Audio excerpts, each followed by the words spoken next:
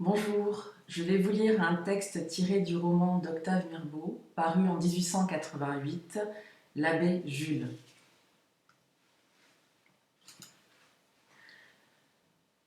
Qu'est-ce que tu dois chercher dans la vie? Le bonheur? Et tu ne peux l'obtenir qu'en exerçant ton corps, ce qui donne la santé, et en te fourrant dans la cervelle le moins d'idées possible, car les idées troublent le repos et vous incitent à des actions inutiles, toujours douloureuses et souvent criminelles. Ne pas sentir ton moi, être une chose insaisissable, fondue dans la nature, comme se fond dans la mer une goutte d'eau qui tombe du nuage. Tel sera le but de tes efforts. Je t'avertis que ce n'est point facile d'y atteindre, et l'on arrive plus aisément à fabriquer un Jésus-Christ, un Mahomet, un Napoléon qu'un rien. Écoute-moi donc. Tu réduiras tes connaissances du fonctionnement de l'humanité au strict nécessaire. Premièrement, l'homme est une bête méchante et stupide. Deuxièmement, la justice est une infamie. Troisièmement, l'amour est une cochonnerie. Quatrièmement, Dieu est une chimère.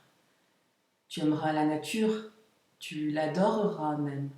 Si cela te plaît, non point à la façon des artistes ou des savants qui ont l'audace imbécile de chercher à l'exprimer avec des rythmes ou de l'expliquer avec des formules, tu l'adoreras d'une adoration de brute, comme les dévotes le Dieu qu'elles ne discutent point.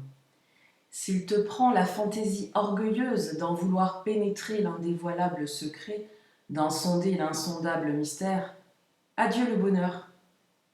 Tu seras la proie sans cesse torturée du doute et de l'inassouvi. Malheureusement, tu vis dans une société sous la menace de lois oppressives, parmi des institutions abominables qui sont le renversement de la nature et de la raison primitive. Cela te crée des obligations multiples. Obligations envers le pouvoir, envers la patrie, envers ton semblable.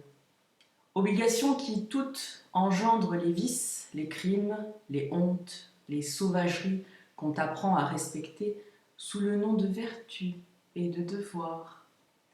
Je te conseillerais bien de t'y soustraire, mais il y a le gendarme, les tribunaux, la prison, la guillotine. Le mieux est donc de diminuer le mal, en diminuant le nombre des obligations sociales et particulières, en t'éloignant le plus possible des hommes, en te rapprochant des bêtes, des plantes, des fleurs, en vivant comme elles de la vie splendide qu'elles puisent aux sources mêmes de la nature, c'est-à-dire de la beauté. Et puis, ayant vécu sans les remords qui attristent, sans les passions d'amour ou d'argent qui salissent, sans les inquiétudes intellectuelles qui tuent, tu mourras sans secousse, et tout le monde, ignorant ta vie, ignorera ta mort. Tu seras pareil à ces jolis animaux des forêts qu'on ne retrouve jamais la carcasse, et qui disparaissent, volatilisés dans les choses. Vois-tu, mon garçon, si j'avais connu autrefois ces vérités, je n'en serais pas où j'en suis aujourd'hui, car je suis une canaille, un être malfaisant, l'abject esclave de sales passions. Enfin, je te dirai peut-être cela plus tard. Et sais-tu pourquoi? Parce que dès que j'ai pu articuler un son, on m'a bourré le cerveau d'idées absurdes, le cœur de sentiments surhumains. J'avais des organes et l'on m'a fait comprendre en grec, en latin, en français qu'il était honteux de s'en servir. On a déformé les fonctions de mon intelligence, comme celles de mon corps. Et à la place de l'homme naturel, instinctif, gonflé de vie, on a substitué l'artificiel fantoche, la mécanique poupée de civilisation soufflée d'idéal. L'idéal d'où sont nés les banquiers, les prêtres, les escrocs, les débauchés, les assassins et les malheureux. Tiens, tout à l'heure, je te disais que Dieu était une chimère. Eh bien, je ne sais pas. Je ne sais rien. Car la conséquence de notre éducation et le résultat de nos études sont de nous apprendre à ne rien savoir et à douter de tout. Il y a peut-être un Dieu, il y en a peut-être plusieurs.